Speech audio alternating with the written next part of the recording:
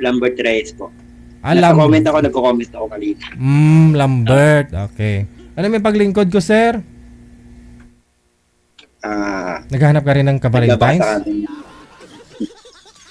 Ganun na nga po, lahat naman eh. Diyan sa comment section, di po ba kayo nakahanap, sir? Kasi active po kayo dyan, sabi mo sa comment. Apo, matagal na. Hindi po kayo, hindi po kayo nakahanap dyan sa comment. Wala na po, may ano na siya. May iba na. May Naka-chat ka dati. may nakatuluyan ka din naman sana, pero Hindi. Nag-ano lang kami, nagtatawagan. Taga Hong Kong siya. Tapos, may nakilala siyang militar. Mas gusto niya ata sa militar eh.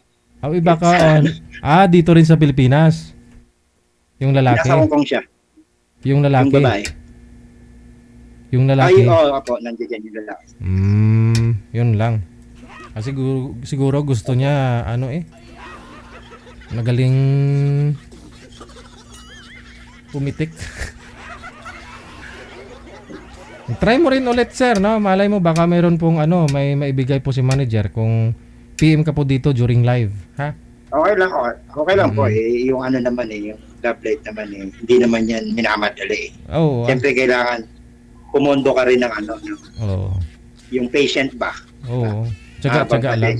Bakit po, yung asawa nyo nasaan na po ba? Wala na po.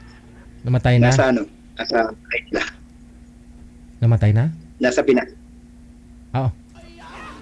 Dito lang sa Pilipinas. Opo. Sige. Ayun, sir, may mga nagmamain sa'yo sa comment, sabi Okay lang, niya. po.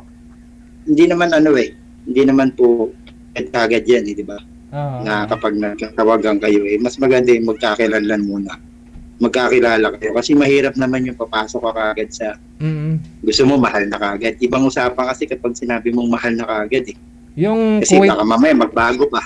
Yung Kuwait po kasi hindi naman ganun kahigpit, di ba? Kasi open naman na yung Kuwait. Hindi po kayo nakahanap dyan, sir? Dyan sa Kuwait? Dito po? Kasi sabi ni Ping Palyarca, sabi ni Ping Palyarca, marami dito sa Kuwait, sabi niya. Marami po dito, kaya lang mahirap kasi pumasok kapag illegal di ba? Pero mas maganda kung legal. Oo. Hindi naman po kasi kahit naman sa lahat ng bansa may ganun di ba? Pero kung tatanungin, ako po, kaya naman ako nag-abroad para sa pamilya, hindi nag-abroad ako para magputa.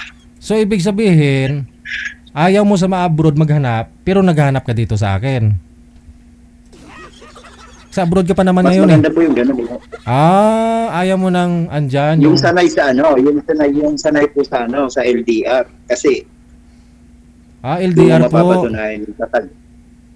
Ayaw mo nang mas malapit sa'yo kasi hindi naman ibig sabihin na andyan ka sa abroad, nagtatrabaho ka. Okay lang. Nagtatrabaho ka tapos sabi mo nagpuputa.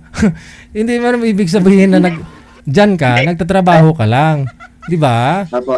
Searching ka kasi yung iba kasi po yung tingin nila kasi kapag sa mga lalaking OFW, akala nila, yung iba, nilalahat nila na nagkakajowa. So alam mo naman po yun sa sarili mo kung ano yung purpose mo kung totoo ka o hindi, di ba? So hindi mo masasabi na ngayon searching ka kasi sumali nga ka dito sa akin, no, di ba? So andyan ka na, meron naman po diyan, bakit sa akin pa? No, kasi pwede mo naman gagawin na trabaho tapos yung legal na andyan, mas maganda ho yung ganun. No, kasi kung LDR din, alam mo naman kung matagal ka na nanonood sa akin, no, walang forever nga sabi nila 'Di ba? But tama naman. Intindihin mo ibang tao, sasabihin ng ibang tao, alam mo sa sarili mo totoo ka. Nagtatrabaho ka diyan. Yes, tama. Nagtatrabaho ka, tapos kung andyan siya na maayos kayong dalawa, nagsasama, nagtutulungan, no, may pangarap kayo. Mas maganda yung ganun.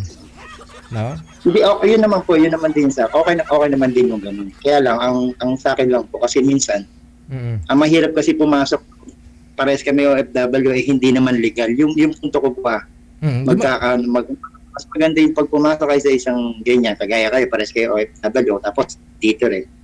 Mas maganda yung legal kayo na yun, hindi ka naman pwedeng pangit naman yung hindi naman pwedeng maghanap ka ng illegal.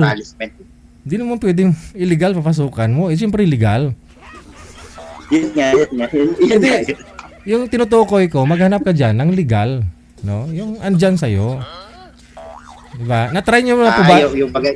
Oo. Kasi, tulad ho niyan, wala ka mang asawa. Ganun na rin siya, walang asawa. O pwede po kayo magpakasal kung gusto nyo. Diyan kayong dalawa. Okay, Diba? Mas maganda yung ganun. Hindi ko masasabi. Ako, may anak din ako. Dalaga na yung anak ko, 18 years old na babae. Hindi, yung Okay taong, lang, kahit yung tanggap mo siya. Yun po yun. Yeah. Oo. Tama. Kasi, At least yung compatible kayo. oo. Yun po. No?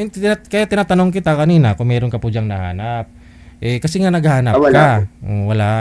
So dito ka lang po pala naghahanap sa programa natin. Yeah. Okay. Sige. Manager, may bibigay ka po ba dito? Okay. Tatawagan lang po kayo ni manager ha. Nakamonitor ka lang din naman dyan. Ha? Okay.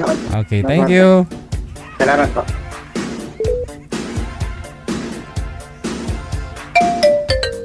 Hindi niya na-gets yung pinupoint ko eh. Alam mo man ka maghanap ng illegal.